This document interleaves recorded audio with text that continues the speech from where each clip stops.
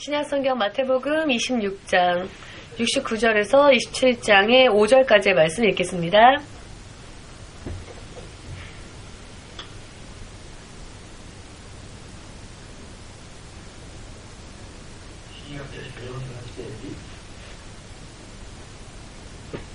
신약성경 48페이지입니다.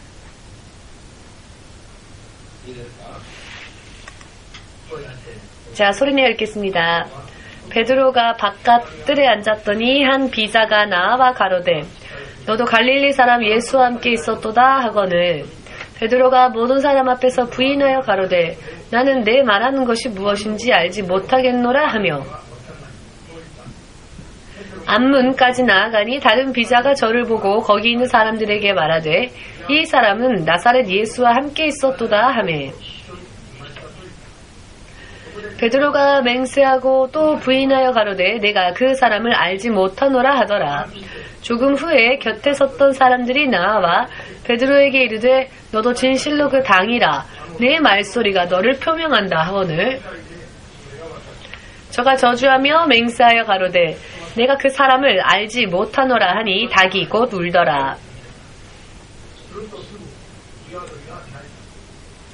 이에 베드로가 예수의 말씀에 닭 울기 전에 내가 3번 나를 부인하리라 하심이 생각나서 밖에 나가서 심히 통곡하니라. 새벽에 모든 대제사장과 백성의 장로들이 예수를 죽이려고 함께 의논하고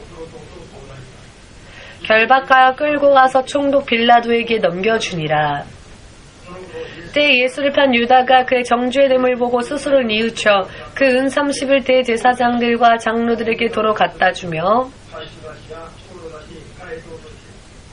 가로되 내가 무죄한 피를 팔고 죄를 범하였도다 하니 저희가 가로되 그것이 우리에게 무슨 상관이 있느냐 내가 당하라 하거늘 유다가 은을 성소에 던져넣고 물러가서 스스로 목매어 죽은지라. 기도하겠습니다. 주되신 예수님, 오늘 이 시간 주의 성령의 능력으로 한 사람 한 사람에게 당신의 생명과 영광의 빛을 비추어 주시사 들을 수 있는 귀와 깨달을 수 있는 마음을 허락하여 주시옵고 육의 생각과 연약함 가운데에서 보고 또 듣지 못하는 하나님의 역사하심을 하나님의 영의 능력 가운데 듣고 또 보고 깨달을 수 있도록 주께서 기뻐하시는 믿음을 만들어 나아갈 수 있도록 도와주시옵소서. 그리고 매일매일 믿음이 성장하고 성숙하여 주님과 함께 동행할 수 있는 사람들 될 수 있도록 그리고 주께서 함께 동행하시는 능력과 권능과 준비되어진 축복이 주의 자녀들의 인생을 통하여서 지금까지조차 흑암 가운데 있는 사람들 속에 전달되어질 수 있도록 인도하여 주시옵소서. 모든 것을 주의 성령께 맡기오며 예수 그리스도의 이름으로 기도합니다. 아멘.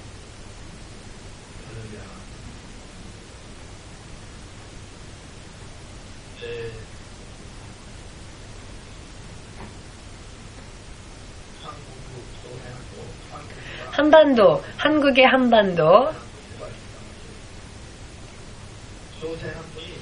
한국의 한반도가 1900년대에 성령의 역사가 폭발적으로 일어났고요. 지금의 북한의 평양은 동방의 예루살렘이다 라고 불려졌었습니다. 이 동방의 예루살렘이다 라고 불려지게 되었던 계기는 자, 왜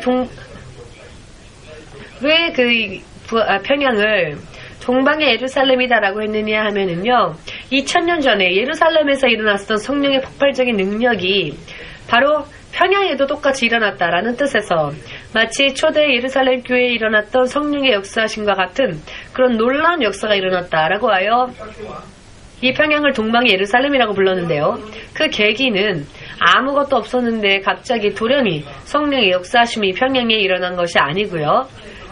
그 불씨가 되었던 것이 무엇이었느냐 하면 1903년 지금의 북한의 원산이라고 하는 곳이 있습니다. 원산이라고 하는 곳에 감리교 교회가 있었는데요. 이 교회에서 성경 공부를 인도하던 캐나다인 선교사 로버트 하디 목사님이 자신의 죄를 자각하고 그 죄를 먼저 고백하고 회개한 것부터 시작되어집니다. 이분은 캐나다인의 선교사로서 의료 선교를 주로 하였는데요. 즉 의사였다는 것이죠. 이분은 먼저 한국인들을 사실 무시를 했었답니다. 그리고 한국 사람들을 경멸했었답니다. 그리고 의사로서 의료 선교를 행하였지만 자기들은 무언가 다르다 라고 생각하며 교만한 죄를 하나님 앞에 범했답니다. 의료 선교를 하면서 복음을 전하여도 성령의 역사가 좀처럼 일어나지 않고 자신들이 열심히 일한 것만큼의 결과가 열매 맺어지지 않으니까 이것이 왜인지 이 부분에 대하여 기도를 하였을 때 성령께서 그와 같은 죄를 회개하도록 지적하시고 인도하시더랍니다. 그래서 이분은 같은 동료들, 같은 선교사 동료들과 함께 같은 선교사 동료들 그리고 성도들 앞에서 그 죄를 고백하고 또 모두 앞에서 그 죄를 고백하고 또 회개하라 하는 하나님의 인도하심에 따라 자신의 죄를 인정하고 그 죄를 회개했답니다. 물론 그때 그 육의 생각은 참 죽고 싶을 정도로 부끄러웠다고. 잘난 척했던 선교사가 사람들 앞에서 자신의 죄를 전부 다 낱낱이 고하고 자신은 교만했었다고 이렇게 고백하며 회개한다는 것은 그렇게 쉬운 이야기는 아니죠. 그러나 성령이 강하게 역사하셨기 때문에 성령의 인도하심을 따랐는데 그 결과 그의 회개로 인하여서 그 자리에 있었던 사람들이 다 함께 회개를 하게 되었고 이때 하나님의 놀라운 역사가 일어나게 되었으며 이것이 계기가 되어서 그로부터 4년 후에 평양의 유명한 장대현이라고 하는 교회에서 이기람이라고 하는 목사님께서 역시 성경 공부를 인도하는 도중 공부를 하였는데요. 아무리 성경에 대하여서 나누고 은혜를 나눠도 기운이 전혀 냉랭하고 전혀 성령이 역사하시지 않는다는 것을 느껴서 교회가 너무나 썰렁하고 기운이 싸늘하고 전혀 뜨거움과 열정을 느낄 수가 없어서 성령이 역사하신다라는 것을 전혀 느낄 수가 없어서 그래서 예배 후에 모두에게 회중들을 향하여서 질문을 했답니다. 왜 성경 공부가 끝났음에도 불구하고 아무런 성령의 역사심이 일어나지 않을까요? 왜 성령의 뜨거움이 느껴지질 않을까요? 라고 모두에게 물어봤을 때 여러분들처럼 이렇게 자리에 앉아 있었던 길선주라고 하는 그 교회의 장로가 손을 들더니 일어나서 아마 그것은 저 때문일 겁니다, 목사님이라고. 사실 저는 이런 죄를 범했습니다. 제가 이런 죄를 범했기 때문에 그런 죄인이 이 자리에 앉아있기 때문에 이 교회에 성령의 역사가 일어나지 않는 것일 겁니다. 실은 제가 1년 전에 저의 제일 친한 친구가 세상을 떠났을 때 그 제일 친한 친구가 전 재산을 관리해 줄 것을 부탁하면서 자신의 부인이 그 재산을 관리할 수 있을 만한 그와 같은 능력이 없어서 친구인 그 길 장로님에게 재산을 관리해 줄 것을 부탁했답니다. 그런데 부탁받은 재산 중에서 미국 달러로 100달러를 자신의 돈처럼 그냥 써버리고 말았답니다. 그런 죄인이 이 예배당에 앉아있기 때문에 성령께서 역사하시지 않는 것은 당연합니다. 라고 자신의 죄를 사람들 앞에 고백하고 회개했답니다. 그런데 이분의 고백을 듣고 죄가 있으면 성령이 역사하시지 않는다는 것을 알고는 모두가 저도 이런 죄를 범했습니다. 저도 다른 사람의 밭에서 이런 농작물을 훔쳤습니다. 저는 다른 사람의 옷을 훔쳤습니다. 이렇게 1,500여 명 정도 모여 있었는데요. 1,500여 명 정도의 사람들이 모두 다 일제히 회개하고 눈물로써 가슴을 찢으며 그 죄를 회개하고 기도하기 시작하였고 모두가 눈물로 죄를 고백하고 기도하기 시작했을 때 진실로 성령이 뜨겁게 타오르며 역사하셔서 모두가 부끄러워하지 아니하고 자신의 죄를 다 고백하고 자신의 영혼을 주님께 정결함을 받아 그 보혈로서 정결함을 받아서 사람들이 예수님을 믿으면서도 예수를 믿는다는 것은 이름뿐이지 성령과의 교제도 아무런 교제도 없이 껍질뿐이었던 신앙도 다 회개하고 하나님과 마음을 통하게 되었음을 몸으로 느끼는 이와 같은 역사가 일어났답니다. 예배가 끝났음에도 불구하고 사람들은 집으로 돌아가려 하지 않았고 계속 기도하였고 그 자리에 앉아서 그 다음 새벽 기도회가 될 때까지 1,500여 명 가운데 약 절반 700여 명 가까운 사람들이 새벽 기도회까지 계속 기도했답니다. 눈물로써 집에 돌아가려 하지 않고 이와 같이 폭발적인 회개가 시작되었고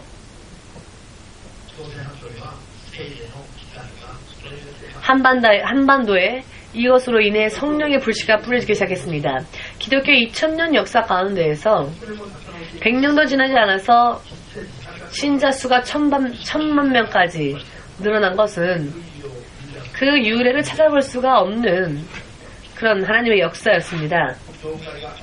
교회가 있기 때문에 예수를 믿는다고 말했기 때문에 성령께서 저절로 역사하시는 것이 아니라 저절로 하나님을 만날 수 있는 것이 아니라 저절로 하나님의 나라에 들어갈 수 있는 것이 아니라 죄를 회개하고 성령의 인도하심을 받아 죄로부터 온전히 해방되어지고 회개에 합당한 열매를 맺으며 나아갈 때에 하나님의 사람으로서 살아갈 때에 하나님께서 당신의 자녀로서 당신을 아바 아버지라 부를 수 있도록 허락해 주시고 그 성령께서 이는 내 사랑하는 아이다 라고 성령이 우리가 하나님의 자녀라는 것을 인정하고 알려주는 성령이 함께 역사하시는 표적이 함께 뒤따르게 되는 것입니다. 성경은 벌써 이런 이야기들을 1시간 동안 다 하려고 하면은 어렵기 때문에 간단히 소개하겠으니 진실 여러분 잘 들으시고 여러분들의 인생에 정말로 운명적인 해방이 일어나서 영적인 쿠데타 같은 것이 일어나서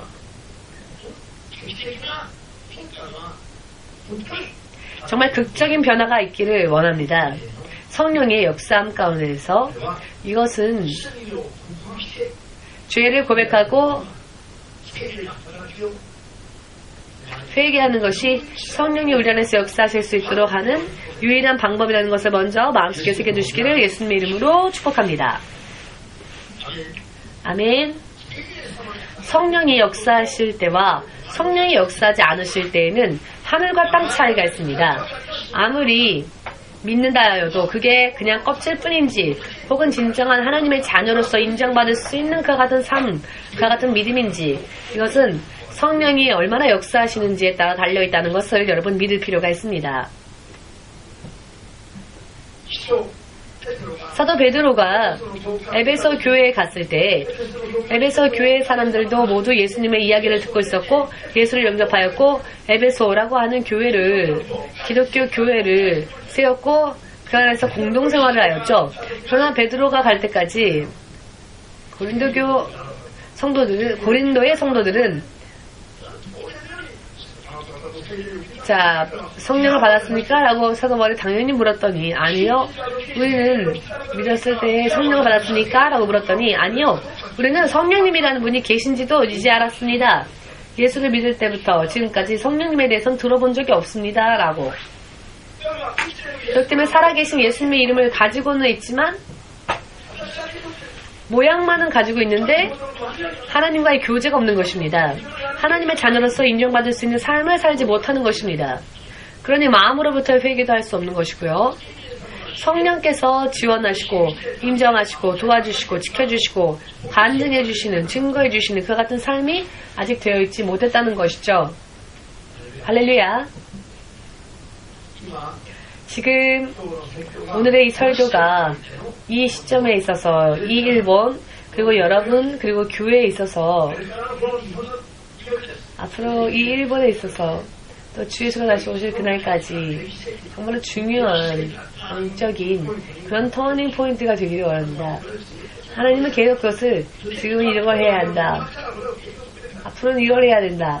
그것뿐만 아니라 오늘부터 회개 운동을 일으켜야 한다. 회개가 얼마나 중요한지를 알아야 한다 라고 말씀하십니다. 성경은 하나님의 말씀, 여러분과 저를 하나님의 자녀로서 키우고 하나님과 약속해 주신 모든 것을 우리에게 허락해 주시겠다고 하신 이 성경을 공부를 하고 다 끝냈어도 성령이 전혀 역사하지 않으신 겁니다. 예수님의 이름을 부르면서도 그 예수님의 이름으로서 우리에게 주어지는 약속을, 생명을 비롯으로 한 모든 약속을, 어떤 약속을 영원히 공부를 다 했는데 영원한 약속을 공부했음에도 불구하고 성령께서 아무하고도 역사하지 않으시는 이와 같은 것을 느꼈을 때, 이기란 목사님이 왜 이렇게 되었을까? 공부한 것만으로는 의미가 없구나. 설교를 들은 것만으로는 의미가 없구나. 이것을 토대로 한 성령께서 인정하시고 증거하시고 보증하시는, 축복하여 주시는 이와 같은 성도로 거듭나지 않으면 의미가 없구나.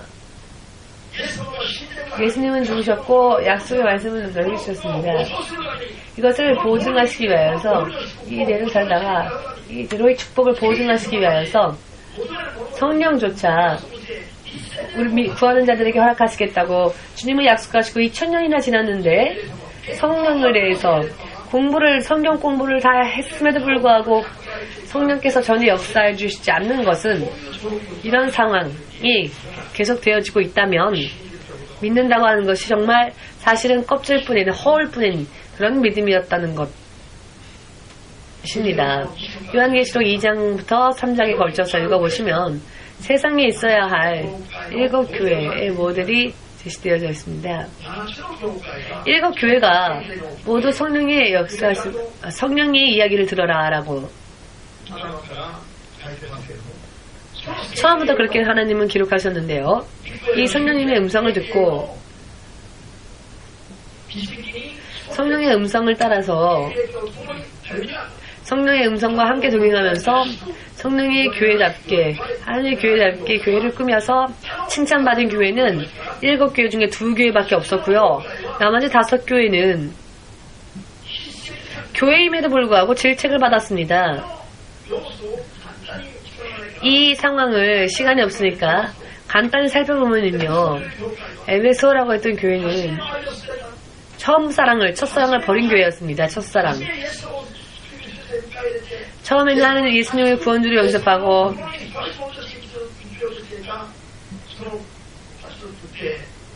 예수님의 마음에 합당하게 살아야지라고 했던 뜨겁고 순백한 믿음을 언제가 모르게 버렸기 때문에 첫사랑에서부터 멀어져 버렸죠. 그런 에베소 교회를 향하여서 하나님의 영은 뭐라고 경고하시는가? 만일 지금의 그 죄를 회개하고 그 첫사랑에 다시 돌아가서 내가 기뻐하는 자가 되지 않으면 내가 너에게 주리라 약속한 축복을, 즉 촛대를, 식탁의 촛대는 약속되어진 축복을 의미합니다만 너의 축복을 너에게로부터 빼앗아 다른 이에게 주겠다. 즉 하나님은 그 사람을 버리실 수 있다는 겁니다. 여러분이 아니라 다른 사람을. 할렐루야. 어떤 사람은 왜 목사님이 우리를 향하셔서 그런 이야기를 하실까라고 하는 분이 계시는데요. 여러분들이 아니라 저 에베소 교회 말입니다. 그렇게 경고하셨습니다. 그러나 세상 사람들은 지금조차도 그렇죠. 2000년이 지나도 성경을 몰라서 지금도 예수를 믿으면은 그냥 그 믿는다는 것 하나만으로 회개는 필요 없이, 회개 없어도 하나님의 자녀일 수 있다 라고 말하죠. 또 회개하라고 설교하면 성도들이 제일 싫어합니다. 사실은 회개하라는 설교처럼 우리가 기뻐해야 될 설교도 없는데 회개하라라는 말 들으면 우리는 기뻐해야 합니다. 여러분들이 아주 멋진 옷을 입었는데, 아주 멋지고 훌륭한 옷을 입었는데 여러분들의 눈길이 닿지 않는 곳에, 예를 들면 허리 쪽이나 엉덩이 쪽에 보이지 않는 얼룩이 졌답시다. 그러면 사람들이 보는 사람마다 아우 더럽다라고 생각하는데 본인은 그거를 눈치 못하죠. 그런데 누군가가 더러운 게 있어요. 털어드릴게요. 라든지 이거를 빼십시오. 제가 잠시 꺼내드리겠습니다. 라든지 이렇게 관심을 보이면 그 사람이 싫으십니까? 이게 싫답니다. 이게 이런 사람들에게 오히려 화를 내죠. 왜 내가 더럽건 말건 왜 네가 나에게 상관이냐, 뭔 간섭이냐라고 말을 하는 겁니다. 이런 사람이 있으면 이상하지 않습니까? 몰랐는데 알려줘서 고마워요. 누군가가 굉장히 심하게 더러워져 있다. 그 더러움을 빨리 어떻게든 해야 한다. 빨리 더러움을 깨끗하게 해주십시오 라고 설명해주는 사람이 감사한 사람이라는 것을 믿으신다면 여러분들의 하나님에게 그 믿음을 보내시고 생각 방법을 바꾸어야 합니다. 회개하라. 왜? 하나님의 나라가 가까이 왔으니까. 근데 그때 싫어. 왜 나한테 회개라고만 하지? 라고 화를 낼수록 난 천국 필요 없어요 하는 것과 똑같은 것입니다. 천국이 가까이 왔으니 회개하고 받으라. 그것이 조건이니까. 했는데 천국이 나에게 임하는 것은 생각하지 않고 죄에 대해서만 이야기한다고 기분 나빠하고, 그래서 죄에 대한 것 때문에 기분 나빠서 화내는 사람들이 있는데 이런 사람들의 생각 방식이 잘못된 것 아니겠습니까? 돈이 더러우면 빨리 가서 손을 깨끗이 씻어와라. 밥 먹자고.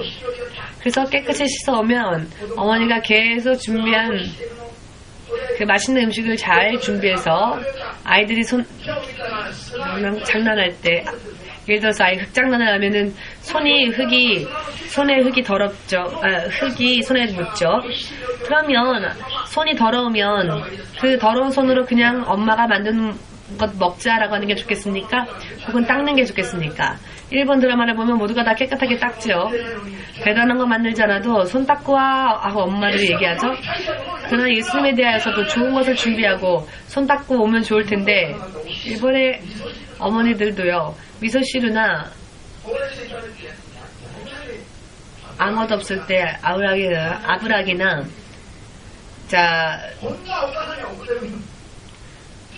이런 어머니한테는 화를 주겠지만은 어머니는 먼저 내가 좋은 것을 얘기 줄 터이니 먼저 회개하라라고 말을 하는데 그것에 대해서 화를 내느니 이 생각이 얼마나 잘못되었습니까? 옆에 사람이 만약 그렇게 생각한다면 당신 잘못 생각하는 거예요 라고 말해 주십시오. 그런 생각을 하는 사람이 있다면 그런 사람이 잘못되었다는 것입니다. 그렇지 않겠습니까? 우리가 솔직하게 그것을 인정합시다.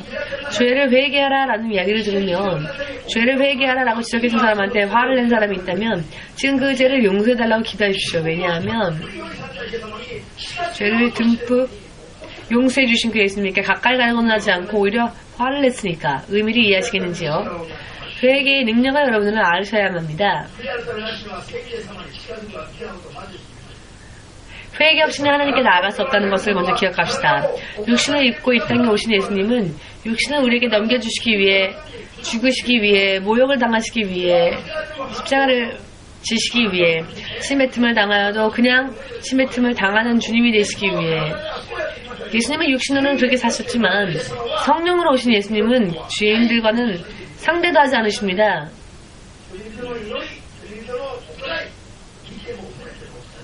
죄인들의 기도는 보지도 않으시고 들으지도 않으시고 만지지도 않으십니다. 성령님은 이케네로서 오신 분이 아니라 왕 중의 왕, 만왕의 왕으로 오신 분이시기 때문입니다. 그래서 세상에 있는 신자들을 자녀로 보장해주기 위해서 오셨습니다. 더 이상 예수님은 죄인을 위해서는 오지 않으십니다. 예수님은 2000년 전에 단 한 번 죄인을 위해서 오셨고, 죄를 한번 회개하고 하나님의 자녀가 된 사람들을 도우기 위하여서, 그들을 보증하기 위하여서 오신 성령님은 죄와는 관계없는 분이라는 것을 확실하게 깨달으셔서 죄를 회개하는 것이야말로 성령께 의지하는, 성령께 응답받는, 성령의 도우심을 받는, 성령의 평안함을 받고 지킴을 받을 수 있는 유일한, 이것이 죄를 회개하는 것입니다. 믿으신다면 뜨겁게 마음으로부터 예수님과 성령님께 돌리시고요. 예수님과 성령님은 한 분이 아닙니까? 네, 한 분이세요. 그러나 각각 또 따로 들으십니다. 믿으시기를. 가끔은요, 이렇게 얘기를 확실하게 안 해주면은, 불만을 말하는 분들이 많으니까 얘기를 해줘야 합니다. 여러분,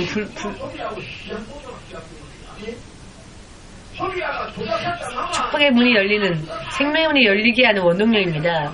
문이 아무리 열려도, 죄를 가지고 있는 채로라면, 열게 해달라고 해도 안 열어줍니다. 이사야서를 읽어보십시오.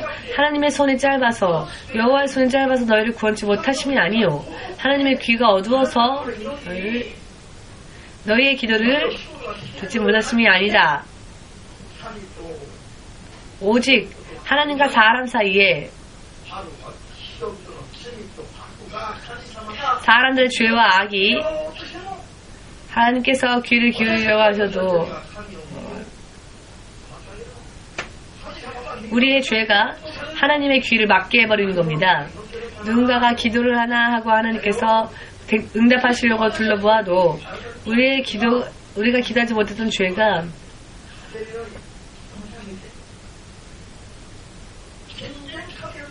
이 죄가 하나님과 우리 사이의 벽처럼 가로막아서 하나님께서 말씀을 하셔도 그것이 들리지가 않고 하나님 또한 우리에게 응답하실 수가 없는 것입니다. 하나님은 얼마든지 혹은 한순간이라도 혹은 단 한 번이라도 응답할 수 있는 분이시고 단 한 번 역사하셔도 있으라라고 하시면 전 세계 빛이 비춰주지 않았습니까?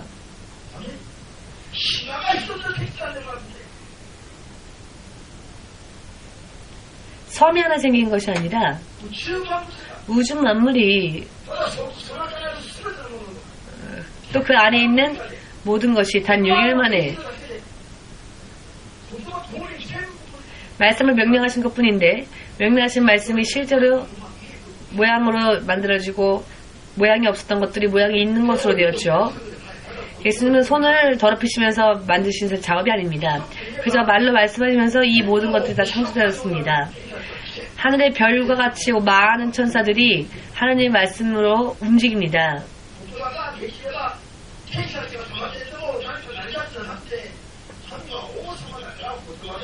성령은 왕이시기 때문에 우리가 성령님께 구하면 성령의 천사들에게 명령하시고 그러면 그 천사들이 우리를 위해 작업을 하는 겁니다. 믿으시기를.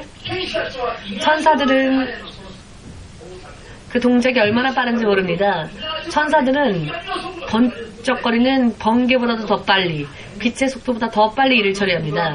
빛의 속도라고 생각하시면 지금 여기서 예수여라고 불러서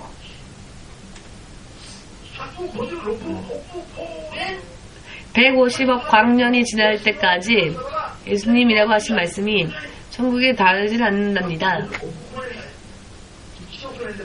1억 년도 아니고 150억 년입니다. 빛이 1년 동안 달리는 그 속도가 1억 년인데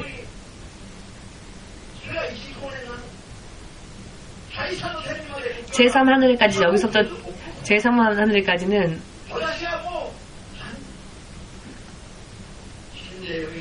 죽고 살아나고 죽고 살아나서 계속 세울 수 없을 정도로 해봐도 예수란 이름이 보좌에까지 도달하지 않았습니다. 그러나 저의 기도를 천사들이 금밭을 내려서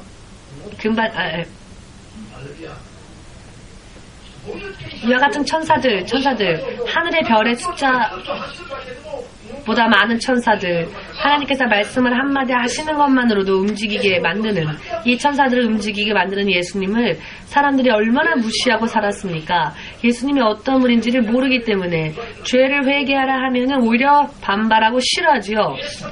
예수의 모습, 예수님의 진정한 모습을 바라보는 것만으로도 눈이 어두워지고 죽은 자와 마찬가지로 쓰러질 수밖에 없고 죽은 자처럼 될 수밖에 없는데 죄를 가진 채로도 예수님을 볼 수 없다 하셨습니다. 또 죄를 가진 자는 죽은 사람처럼이 아니라 이미 죽은 자인데 그런 분이신데 세상 사람들이 너무나 하나님을 무시하고 있습니다. 그렇기 때문에 죄를 회개하라 라는 말을 들어도 기뻐하기는커녕 싫어하는 겁니다. 이것이 예수님의 역사를 보면 하나님의 세계에 들어갈 수 있는 가장 중요한 죄 회개 없이는 그리고 용서하심과 허락이 없이는 예수님의 보혈의 흘리심이 없이는 예수님께 가까이 나아갈 수도 없는 가장 큰 처음이며 마지막이다. 가장 중요한 행위. 그게 뭡니까? 그것이 바로 회개라고 하는 행위입니다. 아멘. 예수님 믿습니다 라고 고백하였다 할지라도 이것저것 신자로서 보여야 할 믿음의 행위를 보이지 않으면 그것은 죽은 믿음이라고 성경은 말하는데요. 여러 많은 보여야만 할 것 가운데에서도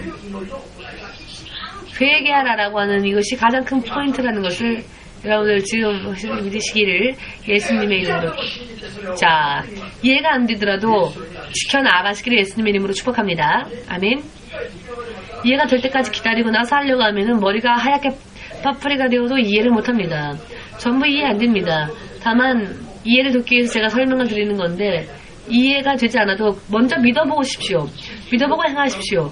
그러면은 일일이 영양분 몰라도 먹고 마시면 이게 어떤 의미인지를 알지 않습니까?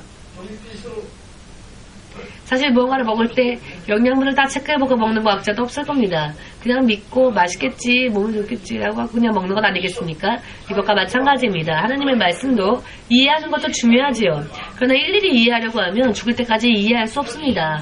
그러니 먼저 우리에게는 뭐든지 믿음이 필요한 것입니다. 회개가 가장 중요한 행위라는 것을 믿으시기를, 아멘. 믿고 회개라고 하는 기도로서, 회개 기도로서 여러분들의 믿음의 행위를 먼저 착실하게 만들어 나아가시는 여러분들 되시기를, 예수의 성령님과 함께 동행할 수 있게 됩니다.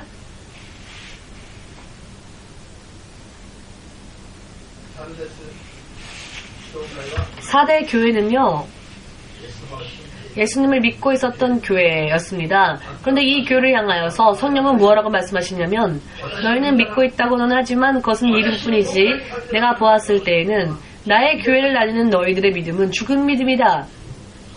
아니, 하나님의 교회를 향하여서 하나님의 성령께서 너희는 죽은 자들이다 라고 말씀하십니다.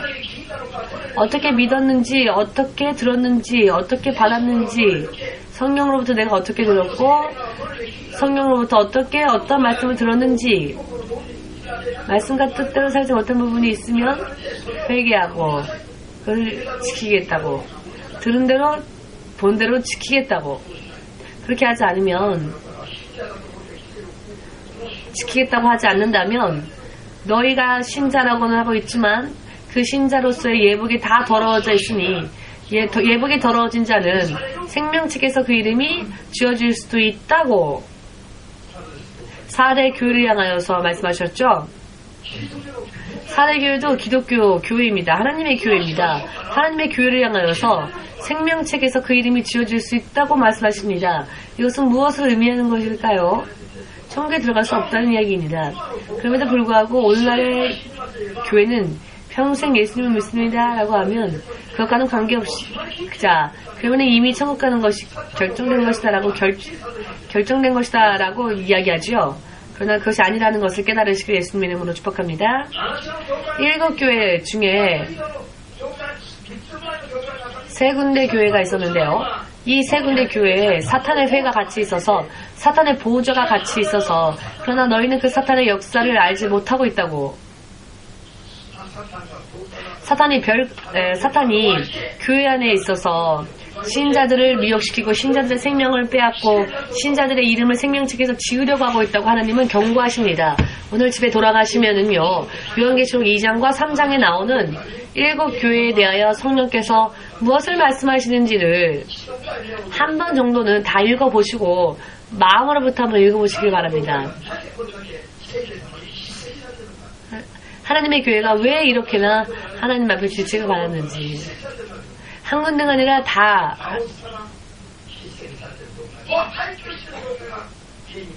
자, 이미 폐허가 되어버리는 것과 같은 그런 교회들이 지금 눈으로 보고 확인할 수 있는 그런 시대를 우리가 살고 있습니다. 그렇기 때문에 우리가 정신 차리지 않으면은 우리가 예수를 믿는다고 하면서도 너의 이름은 생명책에 없다라고 할 수도 있습니다. 그러니 여러분들은 깨어서 성경대로 믿으시고 반드시 생명책에 여러분들의 이름이 기록되어진 대로 2번 다시 지워지는 일이 없도록 주 예수 그리스도 이름으로 축복합니다. 아멘. 괜찮겠지, 괜찮겠지. 아무런 보장도 없는 사람의 개인적인 말로 위로해주고 하는 것이 사랑이 아닙니다. 그것은 결국은 사탄의 앞잡이일 뿐입니다. 성경의 말씀대로 그건 안 된다. 안 되는 것은 안 된다라고. 안 되는 것은 죄를 회개하지 않는 한 망한다고. 실로암탑이 쓰러졌을 때 깔려서 죽은 자들을 보고 예루살렘 사람들은 그들이 죄인이기 때문이라고 생각하였죠. 그러나 그들을 향해 예수님은 너희들도 지금 너희들이 그 죄를 회개하지 않으면 똑같이 멸망할 것이다라고 예수께서는 말씀하셨습니다. 그러나 목사들은 그렇지 않다라고 말하죠. 괜찮다라고 안심시킵니다. 예수님보다 더 위대한 목사들이 지금 이 세상에 얼마나 많이 돌아다니고 있습니까? 그러나 속는 분이 한 분도 계시지 않으시기를 주의 이름으로 축복합니다. 아멘. 왜 성경의 말씀을 희석해서 받으려고 합니까? 성경의 말씀을 희석하려고 한다면, 자, 희석한 분만큼의 돈을 내야죠. 자, 이게 무슨 뜻인지 여러분 이해가 되시는지요? 성경을 자꾸 희석하면 성경을 성경대로 이해하지 않으면은 하나님이 그 사람의 생명을 취하십니다. 모두 함께 고백해 볼까요? 성경의 말씀은 단 한마디 말씀도 내 마음대로 덧붙이거나 잘라버리거나 해서는 안 된다. 아멘. 생명이 2개 있는 사람은 그렇게 해도 좋습니다. 생명이 2개 혹은 예비가 3개 있는 사람은 자유롭게 아무거나 다 해보십시오. 그러나 나에게는 생명이 하나밖에 없다 라고 생각하시는 분은 자기 마음대로 판단해서는 안 됩니다. 성경대로 살기 위하여서 생명을 목숨을 걸어야 할 것입니다. 아멘.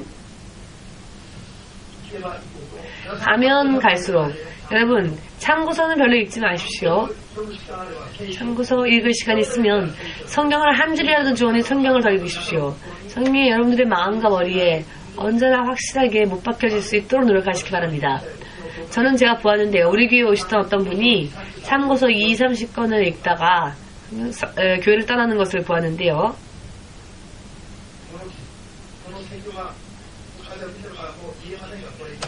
사실 더 이상은 말을 말씀드릴 수가 없지만은 개인적으로 알고 싶은 분은 개인적으로 질문해 오십시오. 확실하게 말씀드리겠습니다.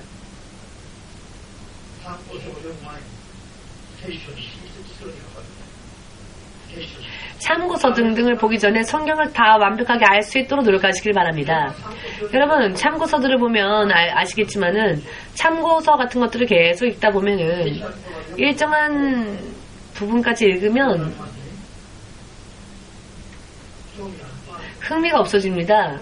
그때 성경으로 다시 돌아가면은 성경이 맛있고 성경이 엑기스구나라는 것을 알 수 있습니다. 네.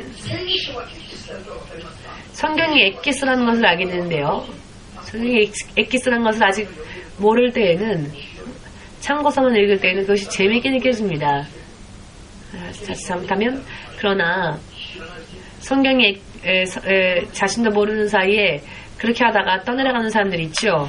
제가 보아왔습니다. 그러니 먼저 무엇보다도 성경을 더 많이 읽으시기 바랍니다. 왜냐하면은 성경이 내 안에서 자리 잡히기 전에 다른 것들로 자기 안을 채우면 성경으로 돌아가기가 어려워집니다. 성경으로 여러분들의 안에 여러분들의 믿음을 무너지지 않는 믿음의 골격을 만드시고 그 후에는 다른 것들을 보셔도 판단할 수 있고 분별할 수 있기 때문에 좋을지 모릅니다. 그러나 믿음의 골격이 만들어지기 전에 당치도 않은 것들로 믿음의 골격이 세워지면 성경의 말씀으로 다시는 돌아가지 못하게 됩니다. 이렇게 되면 알기 쉽게 말씀드린다면 배교하는 자가 됩니다. 즉 예수님께 등 돌리고 배신하는 자가 됩니다. 그러나 그것을 모르는 거죠. 왜냐하면 자신의 믿음의 골격은 이미 성경이 아닌 다른 것들로 만들어져 있으니까요. 지금 이때 이와 같은 것들을 확실하게 깨달으시고 지금 이때 성경으로 돌아가지 않으시면 위험합니다. 그 미래가 위험합니다. 깨달으신 분들만 예수님께 아멘으로 영광 돌리시기 바랍니다.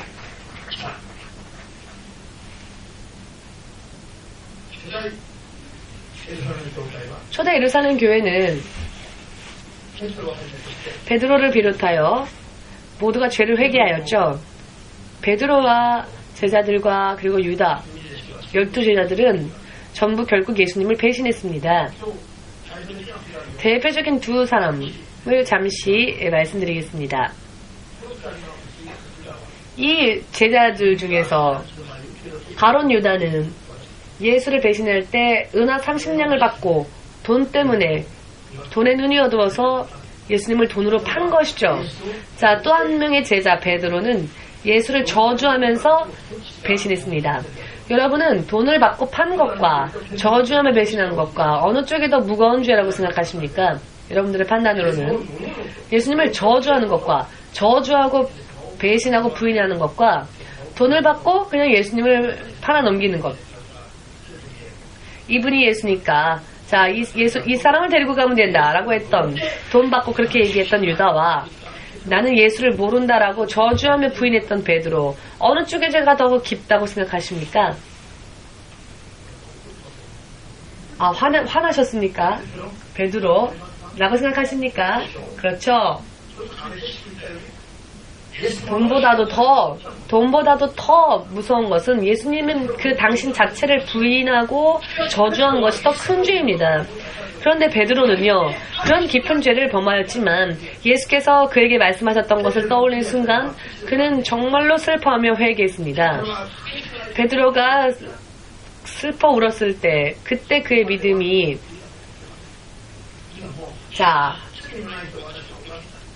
온전해진 것이 되었을까요? 아니요, 그렇지 않습니다. 뉘우치고 운 거는 유다도 그렇게 했습니다. 유다도 뉘우쳤지요. 내가 이런 돈 때문에 예수를 배신했구나라고 크게 뉘우쳤습니다.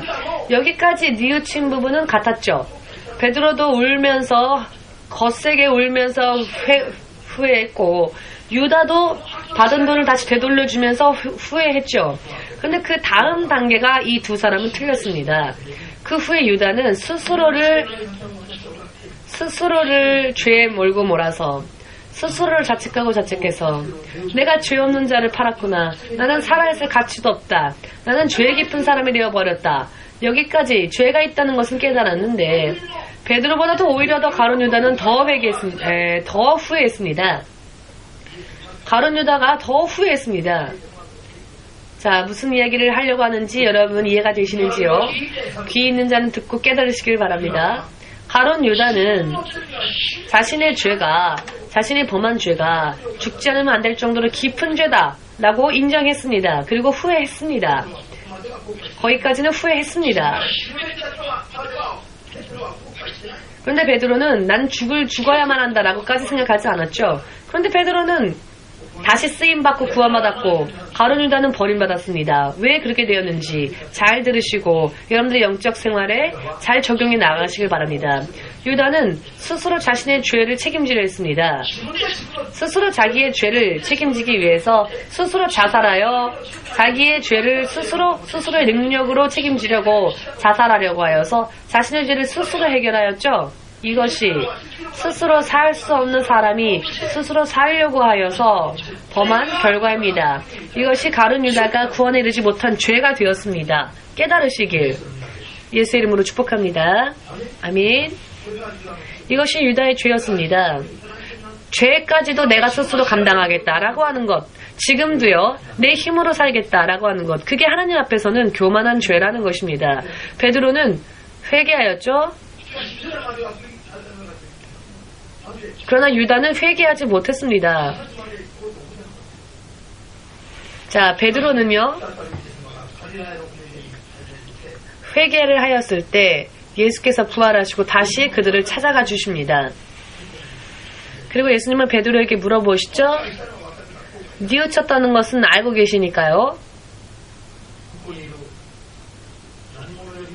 베드로야, 너는 이 자리에 있는 그 누구보다도 나를 더 사랑하느냐? 라고 예수께서 3번, 이 세상에 있는 것과 이 세상의 그 어느 누구보다도 예수를 더 사랑하느냐? 라고 예수께서 질문하셨을 때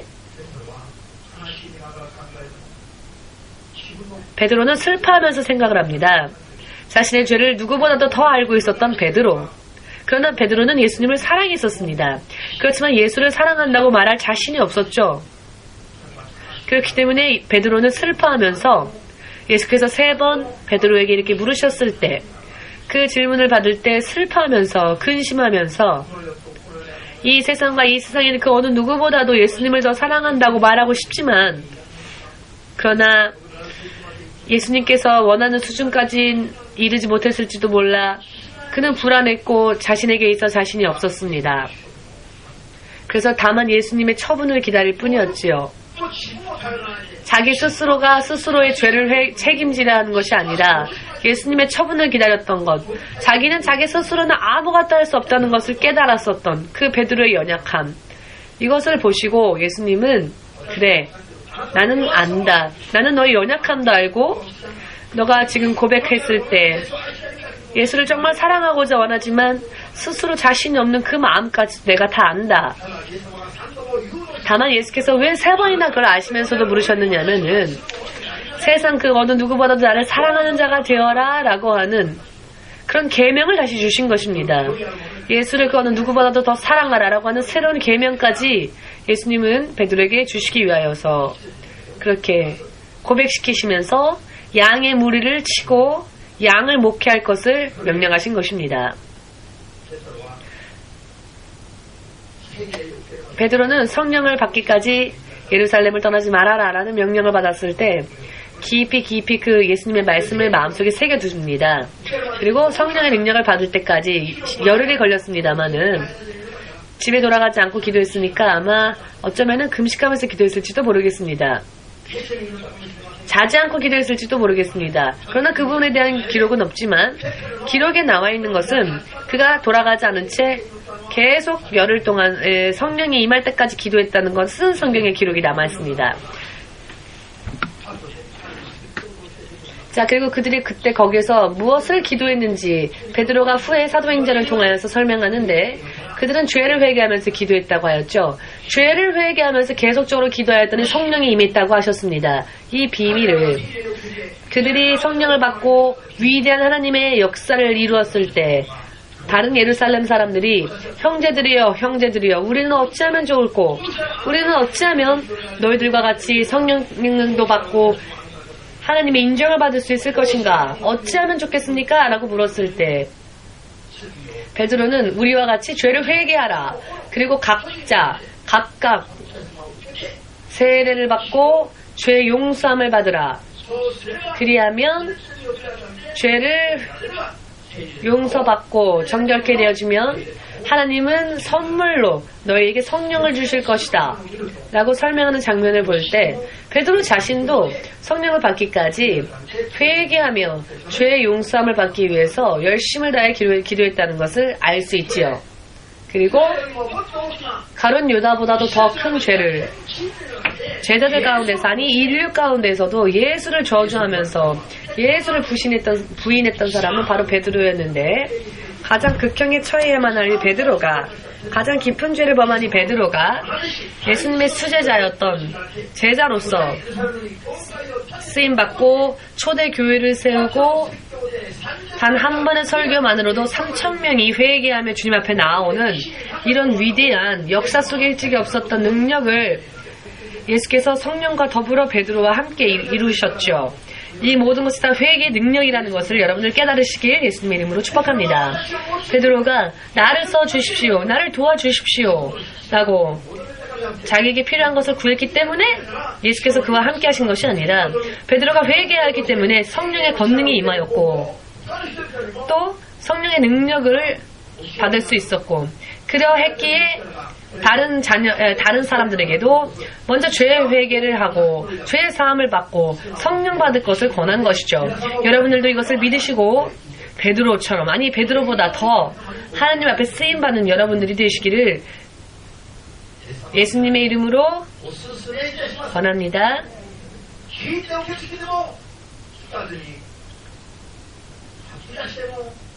이 말씀들을 명심하여도 여러분의 자유이고 이 말씀을 듣지 않아도 여러분의 자유이지만 우리가 행한 모든 행위에 대한 결과는 하나님께서 심판하십니다. 우리가 젊은 날 자유롭게 내 마음대로 자유분방하게 살 수 있죠. 무엇이든지 할 수 있습니다. 다만 우리가 행한 모든 그 행위는 세상 마지막 날 하나님께서 심판하실 것이다 라는 것을 절대로 잊지 마시기를 바랍니다. 이 하나님께서 우리를 보고 계시기 때문에 우리는 무엇을 어떻게 해야 하느냐? 내 마음대로 살아왔던 죄를 회개해야 합니다. 내 힘으로 살아왔던 것조차도 죄라는 것을 회개해야 합니다. 내 뜻대로 살았던 것도 죄입니다. 내 힘으로 내 뜻대로 살 수 있을 것이다. 죄조차도 내가 스스로 책임지겠다라고 했던 유다는 천하의 저주받은 자가 되었습니다. 가룟 유다보다 더 깊은 죄를 범한 베드로는 그러나 저는 제 스스로는 하나님 앞에서 하나님을 사랑한다고조차 고백도 못합니다라고 자신의 연약함을 인정했던 베드로는 하나님의 권능을 받아 교회를 이끄는 위대한 지도자가 되었습니다. 이 모든 것이 회개의 능력의 비밀이라는 것, 이 회개가 가지고 있는 위대한 능력이라는 것, 회개가 얼마나 우리들의 인생을 유익하게 해줄 수 있는 기도인지, 신자가 보여야 할 믿음의 행위들이 많이 있습니다. 믿음의 행위를 보이지 않으면 죽은 믿음이 되니까요. 그러나 믿음의 행위를 보이면서 산자로 하나님 앞에 인정받을 수가 있는데요. 하나님께서 인정해 주시는 행위 가운데 어떤 믿음의 행위가 가장 큰 행위이냐? 내 죄를 철저히 회개하는 것이 가장 하나님께서 기뻐하시는 믿음의 행위라는 것. 이것은 제가 개인적으로 배운 학문을 여러분들에게 연구 결과로서 전하는 것이 아니라 하나님께서 친히 말씀하시는 성경을 전할 뿐입니다. 오늘 사실 성경 말씀을 다 전하지도 못했습니다. 설교가 너무 길어지면 여러분들이 힘들어하니까 하나님께서는 땅끝 선교교회 연합에 올해에는 성령의 권능을 받고 땅끝까지 이르러 예수의 복음의 증인이 되라 라고 신년 우리에게 이 말씀을 허락하셨습니다. 우리는 더욱더 성령의 권능의 충만함을 받아야 할 것입니다. 성령 주십시오, 성령 주십시오라고 10시간 기도하는 것보다 먼저 여러분들이 회개하면은 여러분들이 구하기 이전에 예수님은 성령을 먼저 선물로 주시고 여러분들 모든 문제를 해결해 주시고 여러분들의 질병을 고쳐주시며 여러분들의 여러 많은 인생의 문제들을 해결해 주시고 10시간 동안 이것 주세요 저것 주세요 구하면서 기도하는 것보다 여러분들이 1시간이라도 2시간이라도 눈물 콧물 빼면서 회개하고 기도한다면 진실로 전심으로 여러분들이 영혼이 울며 기도하면 하나님은 다 우리에게 허락하십니다. 그런 기도를 하지 않는 한 하나님과 하나가 된다는 것은 아주 어려운 일이라는 것을 깨달으시길 예수님의 이름으로 축복합니다. 왜 인생이 내가 원하는 대로 내 뜻대로 이루어지지 못할까요? 왜 나는 이렇게 열심히 하는데 열심히 한 것만큼 결과가 나오지 않을까요? 그것은 내 안에 해결되어지지 못한 죄가 있기 때문이며 성령이 그만큼 역사하지 못했기 때문입니다. 성령이 우리 안에서 역사하시면 우리가 행한 일 이상의 결과를 우리는 받을 수 있습니다. 그러나 성령이 우리 안에서 일하지 않으신다면 그것은 성령과 우리 사이에 죄가 가로막고 있기 때문이라는 것입니다. 무엇보다도 먼저 내 안에 죄를 잠재케 하지 마십시오. 왜냐하면 죄가 잠재해 있다가 시한폭탄처럼 어느 날 갑자기 터지기 때문입니다. 그때마다 죄를 인정하고 회개하면서 고백하면서 형제가 죄를 범했다면은 그것에 대해서 경계케 하고 형제를 그냥 사랑하라고만 하지 않았습니다. 만약 형제가 죄를 범하면 그것이 죄라는 것을 깨닫게끔 권하라고 하였고 알려주라 하였고 경고해주라 하였고 가르쳐주라 하였습니다. 죄를 회개할 수 있도록 가르쳐주라고 하였죠. 회개하지 않으면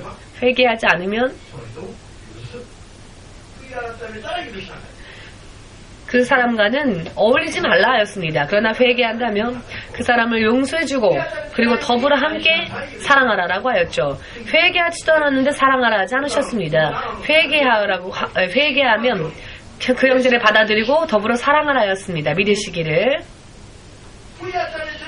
회개하지도 않았는데 용서해주고 회개하지도 않았는데 그것을 용납해 주어서는 안 됩니다. 왜냐하면 회개를 안 한 것만큼 그 죄에 대한 심판이 기다리고 있기 때문입니다.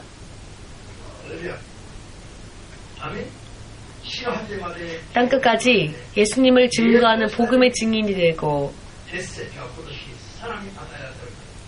또 예수님을 증거해야 할 것이 올해 우리 교회에 주어진 하나님의 말씀이며 또 이 말씀은 이 교회가 세워진 개척대에 세워진 또 말씀이기도 합니다. 지금 국가기도회라고 하는 곳에서 오늘 아침 서울신학대에서 조갑진 목사님으로부터 연락이 왔는데, 일본에서도 30명에서 50명 모여서 전 세계적으로 이루어지는 국가기도 모임, 나라와 민족을 위하여 기도하는 기도의 용사들, 그 나라와 그 민족을 위하여 기도하는 용사들, 이 전 세계적인 네트워크를 만들어서 새로운 지도를 만들고 새로운 역사, 새로운 일꾼들을 모읍시다 라고 하는 운동, 이 운동의 일본 대표로 지금 우리 교회가 지금 권함을 받고 있습니다. 함께 일본 대표를 참여해주지 않겠느냐고. 여러분들 가운데에서도, 그리고 또 이 메시지를 동영상으로 들으시는 분들 가운데에서도 정말 이 일본 민족을 위해서 기도하는 사람이 되고자 원하신다면, 이 일본 민족을 위하여 울며 기도하는 자가 되길 원하신다면 저에게 개인적으로 말을 하여 주십시오. 그리하면은 EMC 교회 연합 국가기도 연합의 멤버로서 기도 용사로서 세울 겁니다. 지금 하나님께서는 새로운 물결을 만들고자 하십니다. 전 세계의 지도를 보여주시며 모든 것을 다 하나님께서 새롭게 하신다 하셨습니다. 지금까지 있었던 이름들이 다 지워지고 새로운 이름들이 등장하는 것을 하나님이 보여주셨습니다. 새로운 물결, 새로운 흐름, 새로운 시대의 주인공이 여러분 되고자 원하십니까? 그렇다면 죄를 철저하게 회개하는 기도를 오늘부터 시작하시기를 예수님의 이름으로 축복합니다. 이것이 모든 문을 여는 열쇠입니다. 회개 기도가. 질병을 고쳐주십시오. 울면서 기도하는 것도 의미 없습니다. 울면서 먼저 회개를 하십시오. 이 병이 왜 내 안에 생겼을까? 내 안에 죄가 있었기 때문입니다. 이 죄를 회개하면 병은 보너스로 덤으로 낫습니다. 문제 해결은 보너스입니다. 먼저 우리가 죄를 회개하고 하나님이 기뻐하시는 하나님의 자녀로 거듭나는 것이 우선적인 것입니다. 하나님의 정결한 자녀로 거듭나면 우리가 필요로 하는 것은 하나님께서 알아서 덤으로 주십니다. 그것은 우리가 구해야 할 기도 제목이 아니라 그것은 하나님이 알아서 우리에게 허락해 주시는 보너스입니다. 자, 내 사랑하는 자녀야, 이것도 필요하지, 이것도 필요하지, 이렇게 주시는 겁니다. 아멘.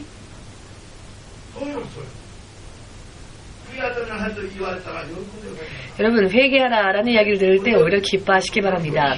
이것보다 더 기쁜 소식은 없기 때문입니다. 이것은 인생의 문제를 근본적으로 해결할 수 있는 기도이기도 합니다. 믿으십니까? 오늘부터 밤낮 없이 언제든 언제 어느 곳에서든 교회는 새벽 기도도 있고요, 철야 기도도 있습니다. 언제든지 오셔도 좋고요. 24시간 교회 문은 열려 있으니 먼저 교회로 발을 옮기십시오. 왜냐? 교회는 예수님의 이름을 두는 곳이고 예수님의 이름을 두기 위해 세워진 곳이기 때문입니다. 특별히 예수님께서 그 기도를 기뻐 들으시는 곳이기도 합니다. 하나님께서 당신의 이름을 두신 곳, 그리고 그곳은 바로 여러분들의 몸과 여러분들의 교회입니다. 개개인이 집에서 기도하는 것도 좋습니다. 그러나 교회에 와서 기도하면 더 큰 능력이 임한다는 것을 믿으십시오. 올해부터 회개에 대한 새로운 지식을 가지시고 회개로 인하여서 여러분들의 인생을 근본적으로, 그것도 영원하게 해결해 나아가는 한 해가 되시기를 마지막으로 예수님의 이름으로 축복합니다. 그렇기 때문에 이제부터 올해부터는요, 설교가 끝나면은 다 함께 회개하는 시간을 가질 것입니다. 여러분, 목사님이 대표 기도하는 것이 아니라요, 지금 이 주보에도 나와 있습니다만은 설교를 듣고 그 설교의 내용을 생각하면서 회개하는 기도를 함께 할 것입니다. 듣기만 하고 이것을 소화하지 않으면은 쓰러질 뿐입니다. 들은 대로 오늘 또 회개해야 합니다. 그렇게 하지 않으면 오늘의 말씀이 우리의 것으로 소화되어지지 않기 때문입니다. 그러니 합동 기도가 아니라 그냥 회개 기도라고 제목의 이 주보에도 그 이름을 바꿔주십시오. 함께 설교의 말씀을 드리면 그 다음에는 언제나 다 함께 회개하는 시간을 가지겠습니다. 각각 여러분들을 돌아보시고 여러분들과 하나님과의 교제 가운데 죄를 회개하시고 기도하는 시간을 가지겠습니다.